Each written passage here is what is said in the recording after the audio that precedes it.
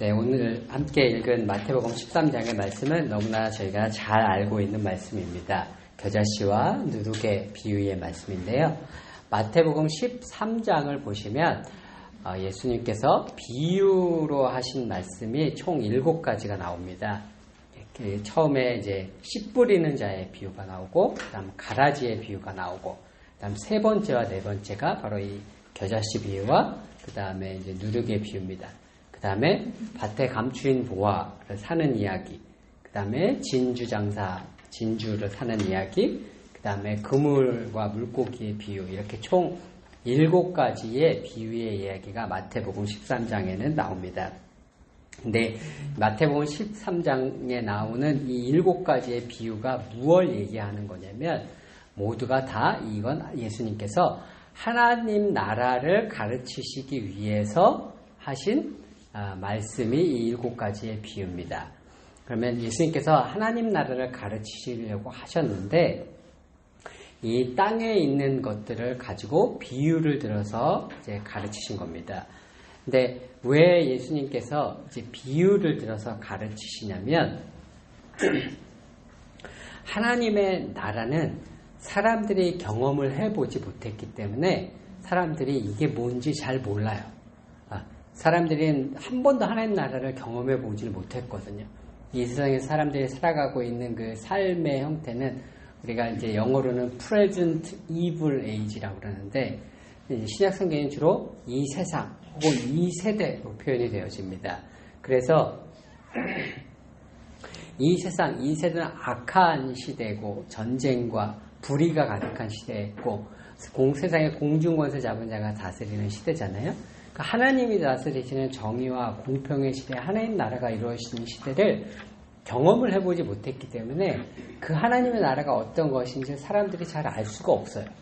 모르는 것이기 때문에 이 모르는 것을 설명해 주려면 어떻게 해야 되냐면 잘 아는 것을 가지고 비유를 들어서 설명을 해줘야 사람들이 이해를 할 수가 있기 때문에 사람들의 일상생활에서 겪는, 농부가 겪는 그 이야기, 일상에서 반죽을 하는 여성들의 그 삶의 일상의 이야기, 익숙하고 잘 아는 이야기를 가지고 잘 모르는 하나님의 나라를 설명을 해 주시는 거예요. 우리나라가 이제 해방이 막 될 무렵에 이제 일본에서 이제 해방이 되면서 국가체제를 뭘로 선택할 것이냐라고 할 때 뭐 한쪽 진영에서는 자유민주주의를 얘기했고 한쪽 진영에서는 공산주의를 이야기를 했습니다. 근데 사람들이 그게 뭔지 잘 몰랐을 거예요. 왜냐하면 한 번도 그런 세상에 살아본 적이 없거든요. 왕정시대에서만 살아봤고 그 다음에 식민지를 경험을 했는데 자유민주주의든 공산주의든 이 세계가 어떤 세상인지 말은 들어도 이 세상이 구현이 됐을 때 어떤 세상이 된다는 건 사람들이 잘 모르는 거거든요. 그렇기 때문에 사람들이 알 수가 없습니다. 제가 대학 다닐 때 3학년 때가 4학년 때 그 신방과의 미디어 수업을 제가 하나 이제 자유선택으로 들은 적이 있어요. 네, 매스미디어 수업을 제가 하나 들었는데 그때 교수님이 그런 말씀 하시더라고요. 그 교수님이 박사과정을 하실 때 무슨 그 박사과정 학생일 때 지도 교수님이 어떤 영어 책을 주고 번역을 하라고 하셨대요. 그래서 미국 방송과 관련된 책이었대요. 근데 그 책을 번역을 하다 보니까 미국에 CNN이란 방송이 있다 이렇게 나오더래요. 근데 그 CNN이라는 방송은 24시간 뉴스만 하는 방송이다 이렇게 나오더래요. 근데 80년대에 이분이 24시간 뉴스만 하는 방송이라는 게 무슨 말인지 이해를 못 하겠더래요. 자기가 신방과 박사과정 학생인데 왜냐하면 그 당시까지만 해도 우리나라는 5시대 뭐 KBS, MBC 뭐 88년도가 이때 SBS 개국했으니까 딱 그거밖에 없고 그다음 오후 5시대에 TV가 시작하잖아요. 그러면 어린이 프로 처음 시작하다가 뭐 8시 되면 드라마 하다 9시 되면 뉴스 하다가 뭐 밤 10시 되면 시사 프로 하다가 12시 되면은 동해물과 백두산이 나오고 이제 끝나잖아요. 근데 뉴스라는 건 새로운 소식을 전하는 건데 그럼 그 다음날 돼야 우리가 TV에서 뉴스를 볼 수가 있는 건데 24시간 뉴스를 한다는 건 뭐 새로운 소식이 있어야 뉴스지 1시간 전에 뉴스가 했는데 그럼 또 새로 뉴스를 또 한다는 건 새로운 게 없는데 어떻게 뉴스를 하지? 자기가 그렇게 생각을 했다는 거예요. 네. 그리고 뭐 TV를 틀면 뭐 어린이 프로도 있고 드라마도 있고 그래야 TV를 보지 도대체 누가 24시간 뉴스를 보나 이게 말이 안 된다고 생각을 했대요. 그래서 도대체 24시간 뉴스를 트는 CNN이라는 채널이 있다는 게 자기는 무슨 말인지 이해를 못했었다는 거예요. 그게 우리가 안다고 생각하지만 경험을 해보지 못하면 그만큼 우리가 이해를 하지 못하는 거예요. 그렇기 때문에 우리가 이해할 수 없기 때문에 하나님 나라의 속성을 우리가 제대로 이해할 수 없기 때문에 예수님께서 그 시대의 1세기의 이스라엘 사람들이 이미 그 사람의 일상 속에서 잘 알고 있는 이야기를 빗대서 그건 잘 아니까 빗대서 이걸 설명을 해주시는 거죠.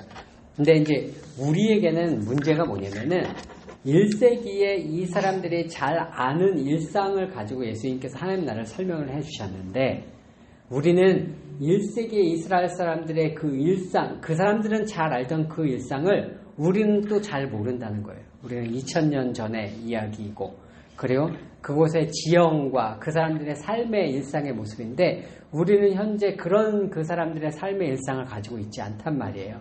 그렇기 때문에 예수님은 이 사람들이 잘 아는 일상을 가지고 설명을 해주셨는데 이 사람들은 잘 알던 일상이 우리는 그것도 모르는 거죠. 그러니까 우리는 모르는 걸 가지고 하나님 나라를 설명을 들으니까 둘 다 모를 수밖에 없죠. 그죠? 이제 그러니까 우리는 이 1세기의 이스라엘 사람들의 일상의 모습을 공부를 해야지 이게 어떤 건지 이제 알 수가 있는 거죠. 그래서 공부를 해서 이걸 알면 하나님 나라가 어떤 것인지를 우리 이제 그렇게 단계를 거쳐서 이제 우리가 알 수가 있는 이제 그런 상황입니다. 근데 1세기에 우리가 이 말씀을 너무나 잘 알죠. 우리가 전통적으로 이 말씀을 어떻게 이해해 왔냐면 하나님의 나라가 점점점 확장되어 갈 것이다. 하나님 나라가 점점점 성장되어 갈 것이다. 처음에는 겨자씨같이 너무나 작지만 이것이 세계적으로 확장되어 갈 것이다. 누룩과 같이 처음엔 보이지도 않는 것 같지만 하나님 나라가 전 세계 가운데 확장되어지고 성장되어질 것이다 라는 예수님의 가르침으로 저희가 이해를 해왔습니다. 근데 그 이해가 맞아요. 그 이해가 맞는데 그 1세기의 이스라엘 사람들은 그 일상 속에서 이 이야기를 들으면서 캐치했을 것들이 있어요. 근데 우리는 1세기의 이스라엘 사람들이 아니기 때문에 캐치하지 못하는 영역들이 있습니다.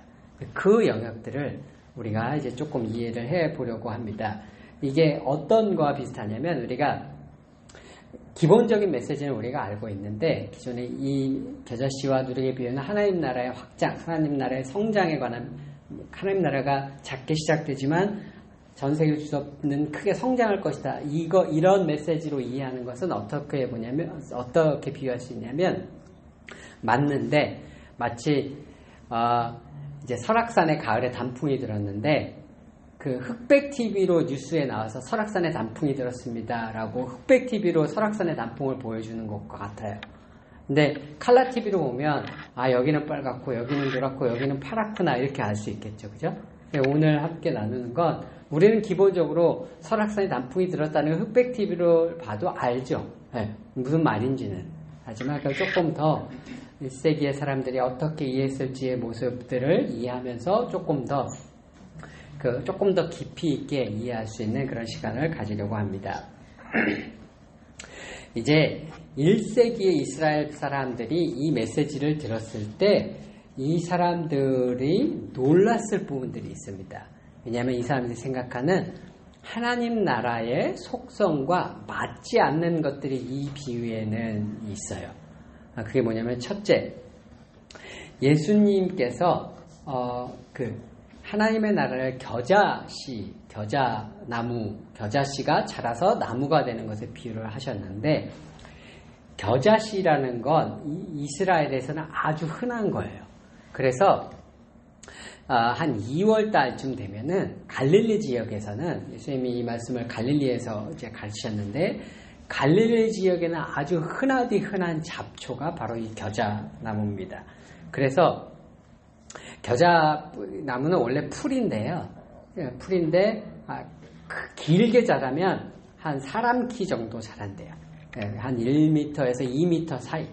근데 그게 뭐랑 비슷하게 생겼냐면 우리나라 제주도에 가면 유채꽃 피는 거 있죠. 유채꽃하고 피는 그 나무랑 비슷해요. 이제 풀인데 사람 키만큼 자라니까 대는 어느 정도 단단하죠. 근데 그 끝에 노란색 꽃이 펴요. 그게 겨자나무입니다. 근데 1세기에 갈릴리에는 너무도 흔한 지금도 이제 저는 2월 달에는 이스라엘을 안 가본 적이 없어서 모르겠는데 2월 달에 갈릴리 지역을 가면은 갈릴리 전체가 그 노란색으로 그냥 도배를 한다고 그래요. 그만큼 흔한 잡초와 잡풀입니다. 근데 예수님께서 하나님의 나라를 이런 흔한 잡초에 비교를 하신 거예요. 근데 하나님의 나라는 사람들이 생각할 때 나무에 비유를 한다면 어떤 나무에 비유를 하겠어요? 하나님의 나라는 사람들이 생각할 때 나무에 비유하면 백향목과 같은 나무에 비유할 수 있는 겁니다. 백향목은 왕궁과 신전에 쓰여지는 나무죠. 그리고 제가 지난달에 에스겔 17장의 말씀을 설교를 했습니다. 근데 그 에스겔 17장에 봤더니 하나님께서 이스라엘 나라를 회복시키겠다라고 말씀하셨을 때 어떤 나무에 비교를 하셨었냐면 에스겔 17장에 백향목 나무에 비유를 하셨었죠. 그죠?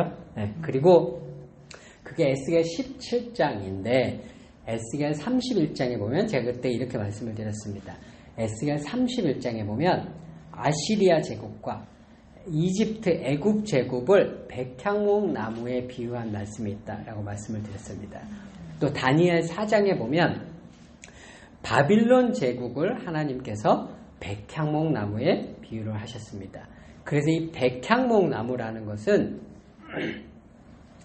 이 바빌론, 아시리아, 이집트는 그 지중해 세계를 제패했던 세계 제국입니다. 그래서 그 당시 사람들의 세계관으로는 세계를 제패한, 온 세계를 제패한, 온 세상을 제패한 나라예요. 세계 제국이거든요.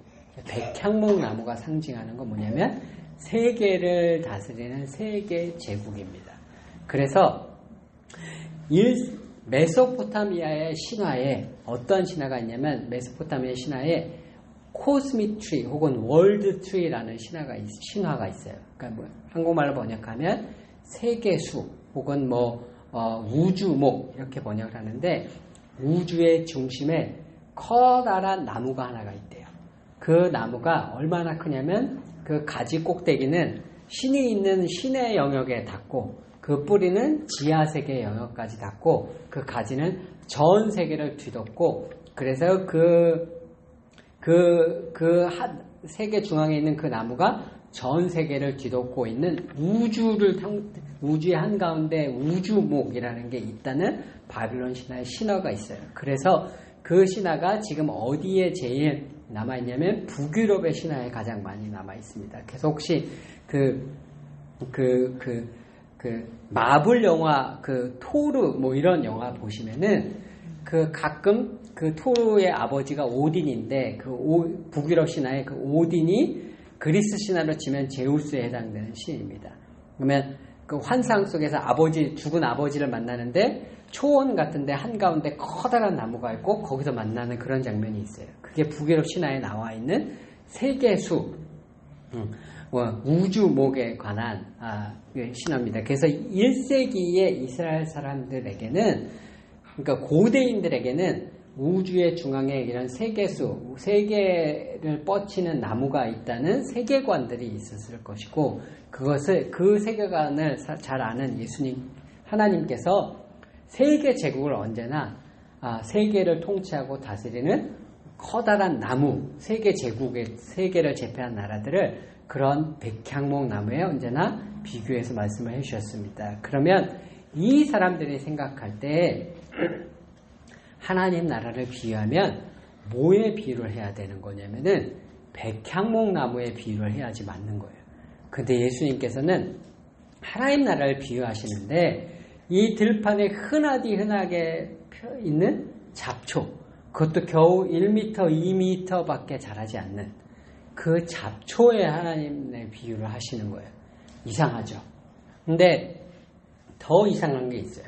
그리고 이 사람들은 이게 세상에 흔하게 피는 잡초이기 때문에 이걸 갖다가 밭에다가 심지 않아요. 근데 예수님께서는 뭐라고 말씀하시냐면 하나님 나라는 이 겨자씨를 정성스럽게 밭에다가 심는 것에 비유를 하시는 거예요. 누가 이 잡초를 밭에다가 심겠어요? 그리고 밭에다가 이 잡초를 심으면 어떻게 되냐면요, 그 밭이 부정해져요. 왜냐하면 밭에는 작물을 심게 되어 있는데 그 밭에는 이미 다른 작물이 보통 심겨져 있을 거 아니에요? 그런데 밭에 두 가지 작물을 심게 되면 그것은 부정하게 돼요. 그러니까 레위기 율법에 한 밭에 한 작물만 심게 돼 있어요. 그래서 거기다가 만약에 내가 그 밭에다가 겨자를 심으면 그건 부정해지는 거예요. 근데 예수님은 지금 어떻게 하나님 나라를 비유하시는 거냐면 하나님 나라를 잡초에 비유하시면서 더더군다나 부정한 것에 비유를 하시는 거예요. 이렇게 되면 부정하게 되는 거거든요. 근데 예수님은 뭐라 말씀하시는가 하면 너희들이 잡초로 여기는 것, 흔하디에서 거들떠도 보지 않는 것, 너희들이 부정하게 여기는 것을 나는 정성스럽게 심어서 그것이 자라서 백향목 나무가 세계를 다스리는 것과 같은 그러한 하나님의 나라가 그렇게 만들어질 것이다 라고 예수님은 지금 말씀을 해주시고 계신 겁니다. 거기다가 누룩의 비유도 누룩의 비유를 보면 누룩의 비유도 사람들이 생각할 때 하나님 나라에는 너무나 어울리지 않는 요소들이 너무나 많아요. 왜냐하면 누룩은 곰팡이거든요. 우리는 현대인들은 이스트 이런 것들을 빵을 굴 때 이게 공장에서 정제된 걸 사서 쓰기 때문에 이것이 곰팡이라는 인식을 잘 하지 못해요. 이게 곰팡이이기 때문에 이건 율법적으로 부정한 거예요. 그래서 이 당시에 사람들이 우리가 누룩을 어떻게 만들었냐면 밀가루로 반죽을 한대요. 반죽을 해서 어디 서늘한 곳에 띄워 놓는데요. 그러면 옛날에 저희 어르신들이 저희 집에도 이제 저희 할머님이 늘 메주를 써가지고 메주를 이제 집 방에다가 이렇게 달아놨었어요. 근데 이제 방에다 달아놓으면 그 메주에 허옇게 이제 곰팡이가 피거든요. 이제 그런 식으로 밀가루를 반죽을 해서 서늘한 데다가 달아놓으면 그 밀가루에 허옇게 곰팡이가 핍니다. 그러면 그 허옇게 핀 곰팡이를 떼어서 그 반죽을 할 때 넣으면 이게 부풀게 되는 거예요. 그러면 누룩이라는 건 신약성에서 우리가 잘 알잖아요. 누룩은 언제나 부패하고 부정한 것들을 상징을 해요.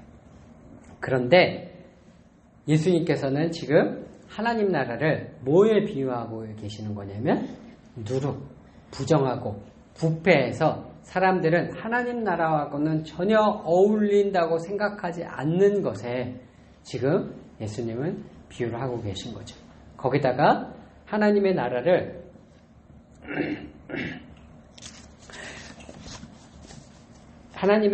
일구는데 이 여자의 일상에 지금 비유를 하시는 거잖아요.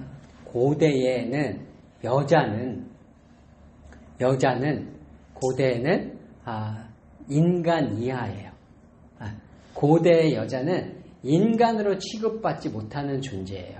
그래서 그리스 로마 같은 경우에 그리스 철학자들 같은 경우는 우리가 잘 아는 아리스토텔레스라는 사람들 같은 경우는 여자는 인간이 그 그리스 로마 사람들도 다 온전한 인간은 성인 남녀만이 온전한 인간이에요. 여자는 온전한 인간이 아니에요. 그래서 아리스토텔레스는 뭐라 그랬냐면은 여자는 인간이 되려다가 인간이 되지 못한 돌연변이라고 그랬어요. 그게 여자에 관한 고대인들의 모든 사회의 인식이에요. 여자는 사람으로 대접받지 못하는 존재예요.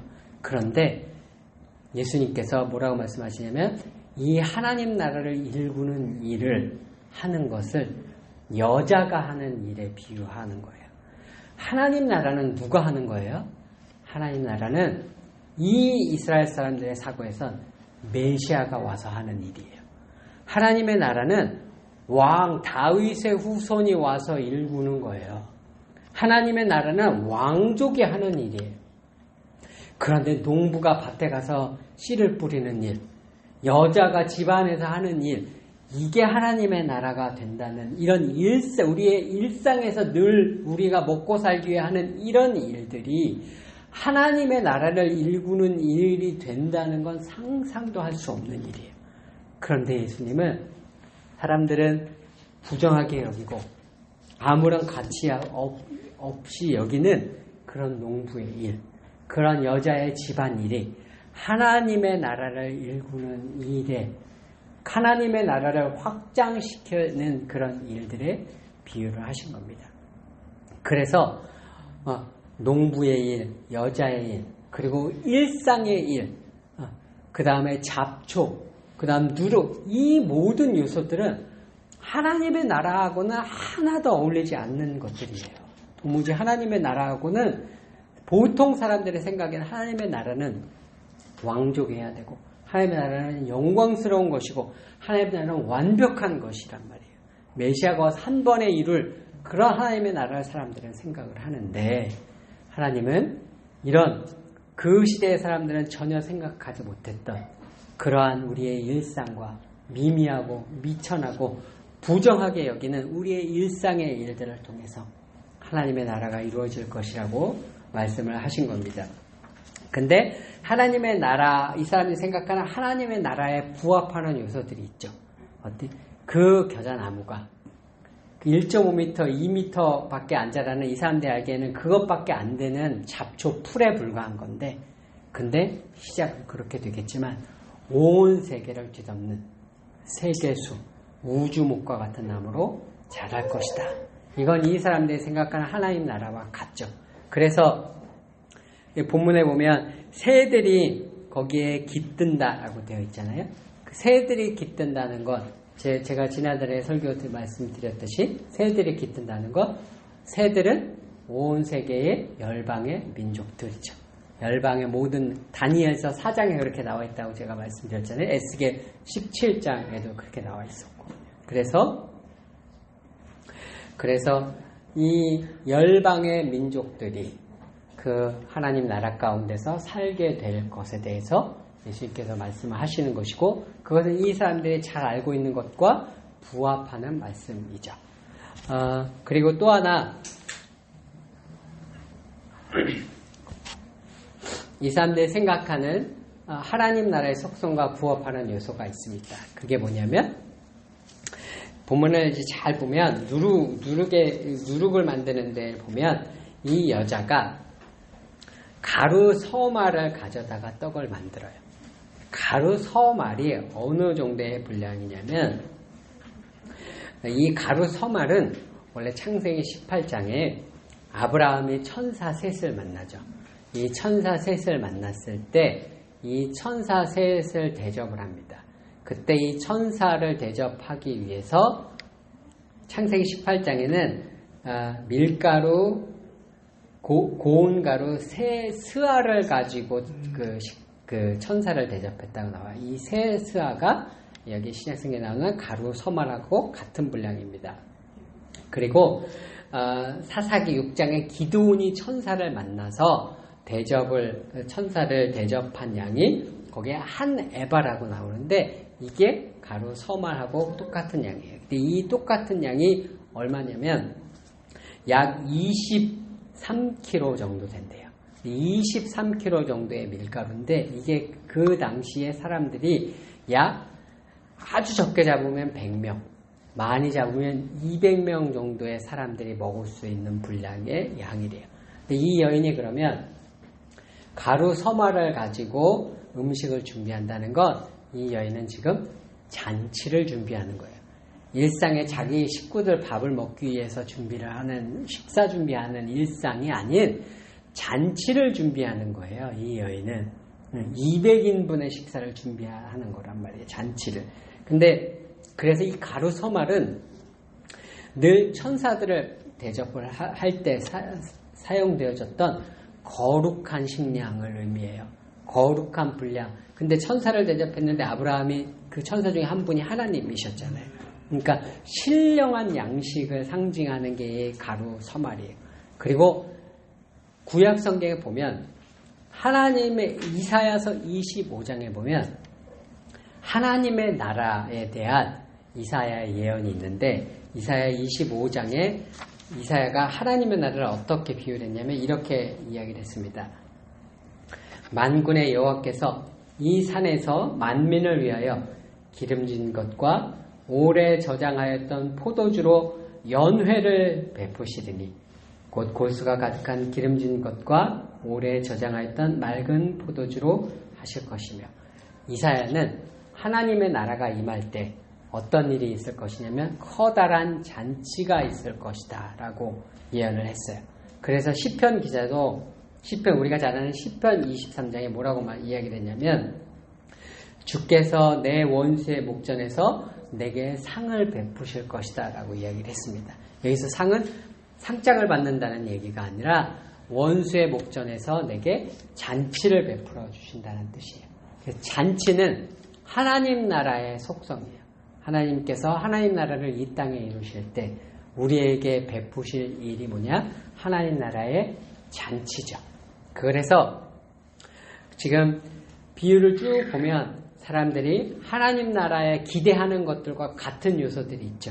세계적인 커다란 나무, 그리고 거기에 새가 깃드는 것, 이건 구약 성경에도 나오는 하나님 나라의 속성이에요. 그리고 가루 서말을 가지고 잔치를 준비하는 것, 이건 하나님 나라가 이루어질 때 일어나는 일입니다. 이건 사람들이 예수님의 가르침에서 이런 건 사람들이 기대했던 것과 같아요. 그런데 사람들이 기대와 다른 것들이 있죠. 그건 뭐냐면 누룩의 부정함, 겨자풀은 잡초에 불과하다는 것, 그리고 그걸 심는다는 건 부정한 일이라는 것, 부정한 일상, 농부와 여자의 일상, 이런 것들 사람들이 하나님 나라하고 하나님 나라는 어울린다고 생각하지 않는 그런 것들이죠. 그러면 뭐는 맞고 예수님께서 지금 가르친 이 비유에서 뭐는 사람들의 기대와 같고 무엇은 사람들의 기대와 달랐냐면 하나님 나라가 완성되었을 때 하나님의 나라가 완성되었을 때의 모습은 예수님께서 사람들의 기대에 부응하는 것과 같은 말씀을 하신 거예요. 근데 하나님 나라가 시작되어지는 것과 하나님 나라가 완성되어지기까지 성장되어지는 모습은 사람들이 전혀 생각하지 못했던 그런 새로운 가르침을 예수님께서 이 가르침을 주신 거죠. 사람들은 하나님 나라가 다윗의 후손이 오면 그냥 한 번에 쾅 완벽한 하나님 나라가 이루어질 거로 생각을 했거든요. 그런데 예수님은 하나님 나라는 그렇게 미천하고 보잘것없고 부정하게 여겨지는 그리고 우리의 일상의 일들을 통해서 보이지도 않게 그렇게 작은 것으로부터 시작이 되어서 성장되어져서 그리고 예수님께서 재림하실 때 그때 거목과 같이 만민이 거하는 곳으로 잔치를 베푸는 것으로 완성되어질 것이다 라고 예수님께서 말씀해 주신 겁니다. 이 말씀을 들었을 때 청중들은 어떻게 반응을 했을까 생각하면 예수님의 말씀을 들었을 때 갈릴리 지역의 청중들이 크게 두 부류의 사람들이 있었습니다. 첫째는 바리새인들과 서기관들, 또 한 부류의 사람들은 세리와 창기와 죄인과 이방인들이 있었습니다. 바리새인들은 어떻게 반응했을까 생각해보면 말도 안 된다고 생각했을 것 같아요. 하나님 나라가 저런 잡초와 같다니, 하나님 나라가 누룩과 같다니, 하나님 나라가 저런 부정한 것과 같다니, 하나님 나라가 저런 농부와 여자의 일상과 같다니 말도 안 되는 소리 한다고 격분했을 것 같아요. 그런데 세리와 죄인과 창기와 이 사람들은 예수님의 말씀을 듣고 어떻게 반응했을까? 그 사람들은 이 예수님의 말씀이 자기들에게 너무나 큰 기쁨이 되었고 복음이 되었을 것 같아요. 왜 하나님의 나라가 저렇게 미천한 것들이라면, 하나님의 나라에 저렇게 부정한 것들도 속할 수 있다면, 자기들과 같은 그렇게 미천하고 부정하게 세상에서 여겨지고 그 일상에 먹고 살기 위해서 힘겨운 일상을 살아가는 그 일들마저도 하나님 나라의 시작이 되어질 수 있다면 그들에게 그 예수 그리스도의 말씀은 하나님 나라를 일구는 그들의 삶에 큰 복음이 되었을 것이라고 생각이 됩니다. 우리가 우리 자신을 생각을 해보면 우리는 겨자씨와 같고 누룩과도 같이 세상에서 미천하고 각자의 일상 속에서 그저 각자의 삶을 어떻게 보면 세상적인 관점에서 보면 직업을 가지고 먹고 살기 위한 일상을 살아가는 평범한 촌부와도 같은 그러한 삶을 살아가고 있습니다. 그래서 어떻게 보면 전에 제가 저희 사촌 누나하고 한번 이렇게 통화를 했는데 저희 사촌 누님이 그런 얘기를 하시더라고요. 네, 이제 환갑이 다 돼가는데 한 게 아무것도 없다. 그냥 먹고 살기 위해 열심히 직장 다닌 거 말고 평생 한 게 아무것도 없는 것 같다. 뭐 전도를 했나, 내가 선교를 했나, 뭐 이런 말씀을 저한테 이제 하시더라고요. 우리의 일상을 돌아보면 우리의 일상을 살아가기에 급급했고 미천했고 어떻게 보면 겨자씨와 같았고 누룩과 같은 그러한 삶을 살았지만 하나님의 나라는 그렇게 우리 가운데서 이미 시작되어지고 있었던 겁니다.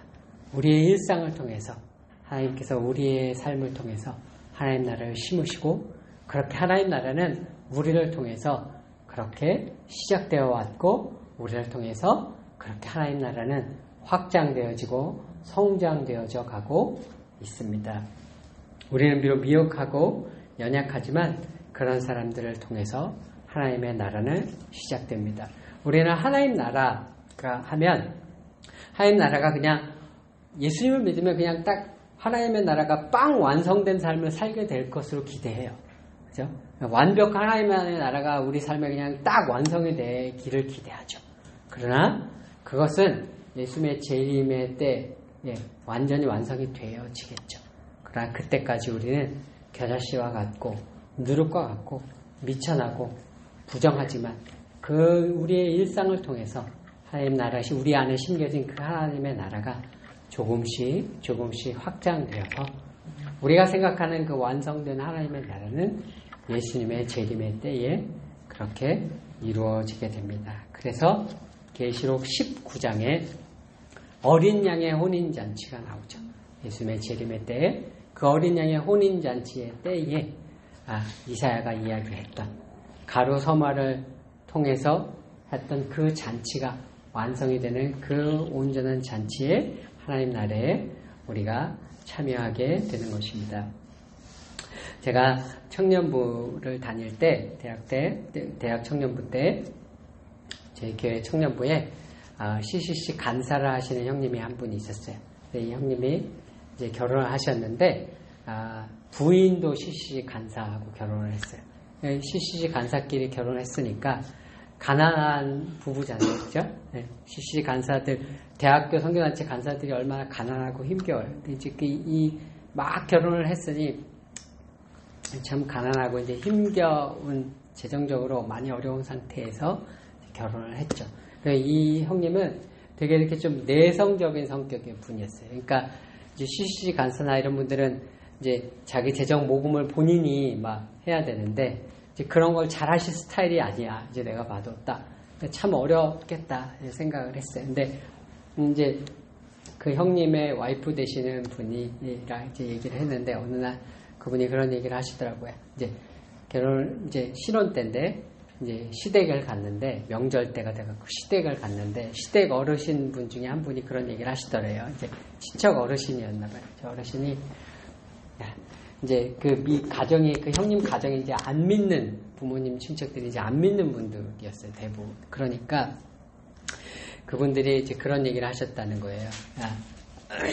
니네 사는 꼬라지를 보면은 도대체 누가 예수를 믿겠냐? 니네 사는 꼬라지를 보고, 응? 니네 사는 꼬라지를 보면은 진짜 교회 다니고 싶은 생각이 1도 안 난다. 이렇게 이제 얘기를 하시더라. 시댁을 갔는데 그런 얘기를 하시는 걸 제가 들은 적이 있어요. 사람들이 보기에 그분들 안에서 시작되어진 하나님의 나라는 그 안에 누룩과 같아서 그게 있는지 없는지 모르죠. 그 안에 있는 하나님의 나라는 겨자씨와 같아서 그 겨자씨가 사람들 눈에 보이지 않을 거예요. 그래서 그들이 보기에는 그분들의 하나님의 나라를 이루는 삶이 너무나 하찮아 보이고 너무나 미미해 보이고 너무나 세상적 기준에서 거기 무슨 하나님의 나라가 있어.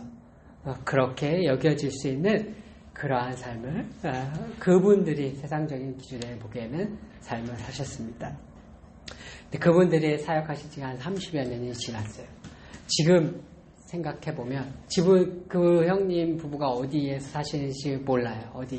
어디에서 사시는지도 모르고 어디서 무슨 사역을 하시는지도 모릅니다. 다만 제가 한 가지 아는 것은 그분을 통해서 수많은 그 대학의 학생들을 통해서 하나님의 나라가 확장되어지고 성장되어졌을 것이다. 수많은 그분들의 사역을 통해 그 대학생들이 교사가 되고 어떤 사람은 변호사도 되고 어떤 사람은 의사도 되고 어떤 사람은 자영업을 하고 어떤 사람은 일상의 평범한 직업을 가지고 대부분 살아가고 있지만 지금 모두가 그분들을 통해서 많은 새들이 그곳에 깃들어서 평안과 안식을 누리는 역할들을 하는 그러한 하나님의 나라의 확장이 그분들을 통해서 이루어졌을 것이다 라고 저는 믿습니다. 우리의 일상이 비록 미천하고 먹고 사는 것에 연연하는 것과 같은 일상을 우리가 살아가고 있는 것 같지만 우리 안에 심겨진 그 하나님의 나라를 통해서 하나님의 나라가 확장되어지고 성장되어질 것을 믿으시면서 예수님의 재림 때에 천국 전체 가운데 우리가 그 하나님의 나라가 완성되어질 때 그때 우리가 주님과 함께 다스리는 그 천국 잔치에 참여될 것을 믿는 믿음으로 오늘 그 하나님 나라의 성장과 확장 가운데 날마다 기쁨으로 동참하시는 저와 여러분 모두가 되시기를 주 예수님의 이름으로 축원드립니다. 우리 그럼 이 시간에 다 같이 잠시 기도하도록 하겠습니다. 하나님, 우리의 일상이 주님의 나라를 이루는 우리의 일상이 되어지게 하여 주시옵소서. 우리의 일상이 겨자씨와 같고 우리의 일상이 누룩과 같지만 농부가 그것을 심는 것과 같고 한 여인이 가루 서머를 반죽을 하는 것과 같은 우리의 일상이지만 주님 우리의 일상을 통하여 하나님의 나라를 이 땅 가운데 이루어 주시옵소서. 주님 우리의 일상을 통하여 이 땅 가운데 하나님 나라의 잔치가 일어나는 역사가 일어날 수 있도록 역사하여 주시옵소서. 우리 다같이 잠시 하나님 앞에 기도 올리도록 하겠습니다.